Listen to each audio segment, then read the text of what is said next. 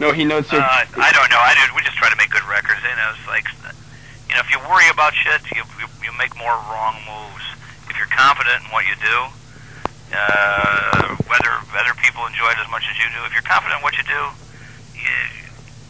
the worries and things that do go wrong aren't as tough and difficult or as important. You know, if you believe in what you do, you stick to it.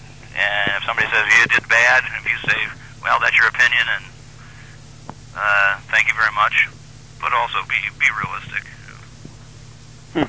All right. Is that a good answer? Great answer. I think the first one was right. If I don't get off the phone, I'm going to piss my pants. Okay, well, on that note, I will let you go and look forward to seeing you guys when you get over here. All right, Steve. Thanks a lot for the interview. Bye-bye. Bye-bye. All right, Tom. Yes. This magazine kind of broke the band in Japan. Mm-hmm. Rock, you know, so sort of a lengthy history. We go back a long way with the band. Actually, the guy Right. with Yoichi originally sort of was supportive of the band, and that kind of caught on here. So maybe some of the questions will go back a couple of years. But, That's all right. bear with us. I guess this is the first time we've had a chance to talk to you, and the first thing we have to do is set the record straight regarding regarding your pulling out of the band, you know, circa 81? 80. 80, I guess, yeah. August. Yeah, because it came as sort of a shock to the Japanese Cheap Trick followers. Did it? Yeah, well, of course, you know. Without time. I don't know. What happened at the time? I mean, what kind of a role in that did your wife play? She didn't instigate those things? No, 'cause hell, she likes to spend money. She's a woman and she's a German. So figure that out. She didn't encourage. Hell no. Oh yeah, but I mean, she was with you on the project though you started up. Well, I had to do something. Yeah, that seemed like a. Mm-hmm. But otherwise, it was you, or was it? No, it was them. It was they them. got sick of me. They got sick of you. Yeah. What do you think? I could spend money too. What, I think I'm crazy? Why did they get sick of you? I didn't need to ask them. I don't know. Come on. I don't know. You don't know? Well, there must have been like a chain of events leading up to that. Not really. Not that I was aware of. Well, I think they just wanted to make more money. Somebody split it 3 ways instead of 4. Well, they called you up one day and said, "Tom, we're going on tour. Don't bother to show up at the airport." Yeah. You I said, well, all right. I said, fuck you then. Well, it was like right before a tour that. During a tour. It was during a tour. Yeah.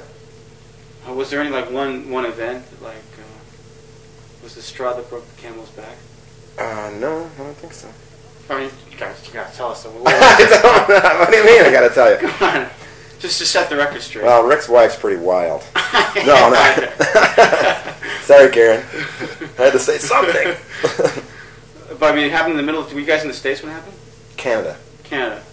Because like you were scheduled to come here. Yeah, and we did, didn't we?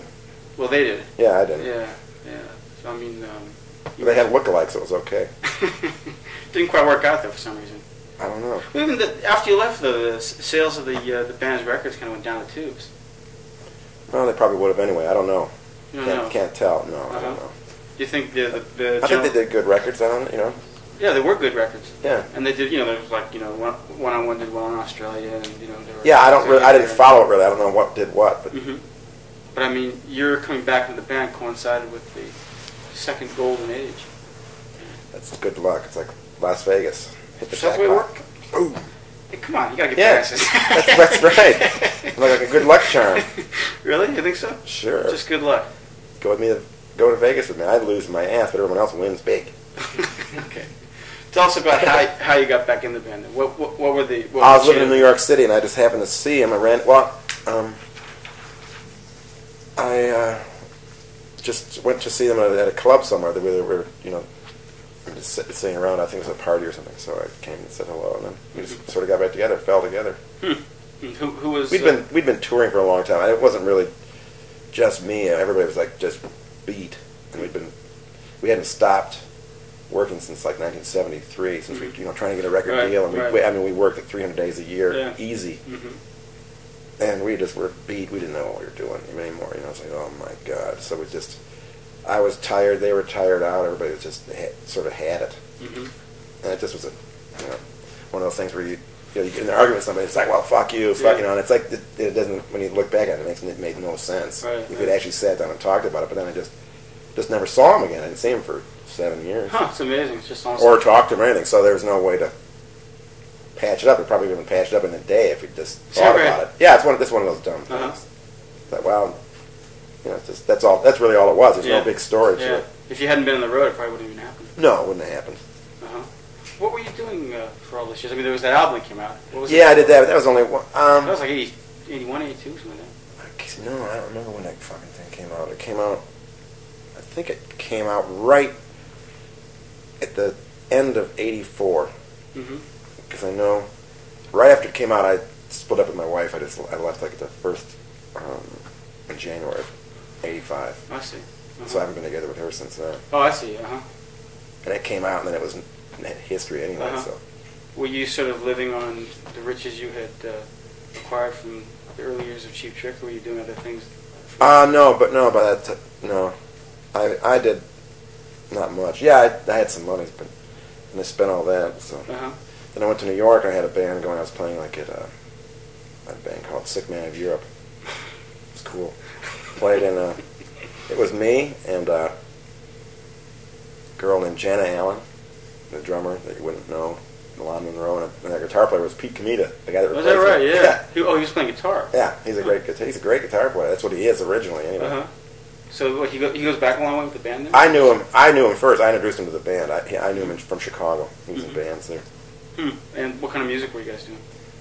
It's sort of like a cross between the Cocteau Twins and AC/DC. Makes a lot of sense. And like, when did that band bust up? When it was I went back together with Cheap Trick, and that was pretty much it for them. It was when the hell was that? I don't know, 87, I guess. At the end, we were playing all over, like Cat Club, CBGBs. We were doing pretty good actually. But there was no bands that really play in New York that are really from there, a lot anyway. So it was great. We got getting a big following. It was going good. Was the record deal in the offing there? Well, no, we hadn't talked. We didn't have a manager or anything. We just thought we'd just build up a following there in the city and then see what happens. And then, by the time we got that far, then I went back with Cheap Trick, so it was all over. So tell us what happened. Like, you met these guys at a party and you kind of patched things up. What was it like when you got back together with them? What was the first session like? First session? Yeah. What did you guys do? I don't remember even.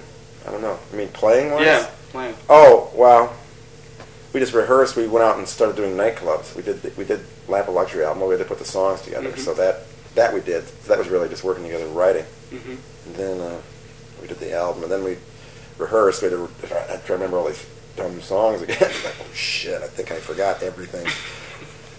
And then we did a bunch of shows. Well, we didn't announce it or anything, so it was pretty cool. We were playing these clubs, and they were doing well enough where you could get pack a big club, 1,000 seats or whatever, playing certain whatever 2,000, 3,000 seats, and but they didn't say. So we'd come out, and everybody was like shocked. So it was sort of fun. So every night, nobody could believe it because it was the original group. It wasn't like announced or anything. It wasn't advertised like that ever. But your name wasn't on the bill. No, they never list anybody's names. No. Well, just a Cheap Trick. Right, and then people come expecting the band that was together, and then it wasn't. So it was sort of fun. We started doing I sort of picked the set list because they were, they've been doing it, so they're sick of it. So I said, I'd like to do this song. So we did a whole bunch of old songs, and it was really cool. That was fun. You're having joined the band. Like, what sort of songs have they started doing that they had sort of dropped from the repertoire, live repertoire? I don't know. I don't think we do. Well, I know we don't do, like, Tonight It's You. I've never played. I don't know it. I could figure it out or have them show it to me. But, Standing on the Edge, I know we ditched that. I did it with them. We do If You Want My Love. That's a great song. Yeah. So we do that still. I never did. I didn't record it, but I can't remember. I don't know what they did. I never saw them. I think I Want Be Man. I think they used to do that song. I didn't learn it. Sounds familiar. Yeah, so like that's that type of thing. So you guys were just playing clubs, and there was very good reaction. Oh, it was great. Yeah, it was fun. This was before the Flame hit. Before the album was released. Oh, before the album was released. Right, it was done, but we just went out and started playing because we needed the money, So, and it was great. I mean, it was really fun. It was shocking people. I mean, no one. Because there's people that in that situation are like real.